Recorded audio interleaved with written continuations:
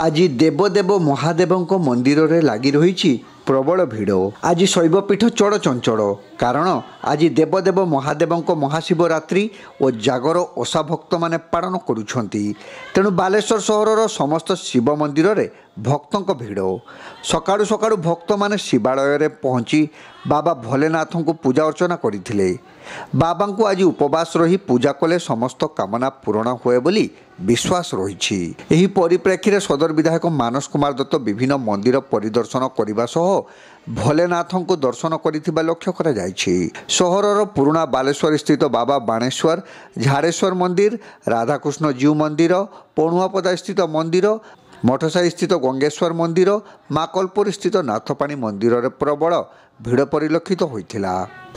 तो आज महादेवंकर पवित्र शिवरात्रि अवसर रे आपण माध्यम रे सर्वप्रथमे बालेश्वरवासी को बहुत बहुत शुभेच्छा जनाऊँगी। प्रभु को पाखे बालेश्वरवासी सुख संपत्ति एवं समस्त शांति श्रृंखला कामना करुच्ची। विशेष करी आज एक महात्म्य अच्छी कि आज दिन रे राति रे जागर हुए एवं समस्ते जो प्रभु प्रार्थना करती एक आज दिन एक बहुत बड़ मर्म था। तेणु आज बालेश्वरवासी विशेष करी बालेश्वर आबाल वृद्ध वनिता समस्त भलरे कटु।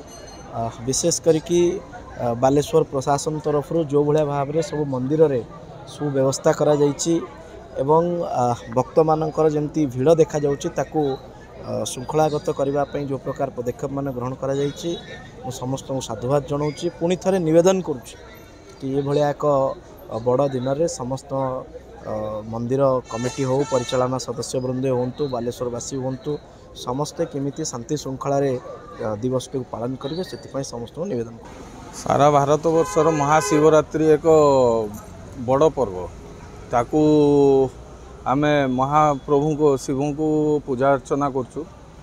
आमे बालेश्वरवासी समस्त मंगल कामना करने सबू मंदिर परिदर्शन करचु। आमर विधायक मानस दत्त सहित प्रथम बाणेश्वर मंदिर जाइथिलु, तापरे आमे आजनाथ शिव मंदिर को आसीचु। या परे भी अन्य शिव मंदिर को जीवु। कौन तात्पर्य रही आज का दिन कौन महत्व रही?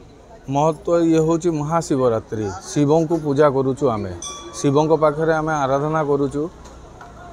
आउ शिव ही आमर जो कह जाए महाप्रभु जो शिव होचंदी महाप्रभुंकर ये समस्त मंगल कामना करने आसीचु।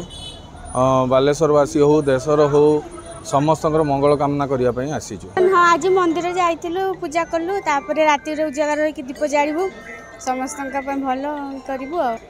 बहुत भल लगुच। मंदिर बहुत प्रबल भिड़ आज अच्छी। आज्ञा उपवास कर राति जागर के दीप जाळिबु। झील भी कर भी खाइनी कि। हाँ, माने तांकु आज उपासना करिवार सर्वश्रेष्ठ दिवस जो थे कि लोक मैंने रात्रि उजागर रही तांकु उपासना करती। आई उपासना करने द्वारा लोकंकर समस्त मनस्कामना पूरण होता है। यह आम जो जो आध्यात्मिक आमर विश्वास यहाँ रही। आमर जो सारस्वत जीवन में आम एति मात्र जाचु जे शिव ही सत्य, शिव ही सुंदर, शिव ही सत्य, शिव सुंदर।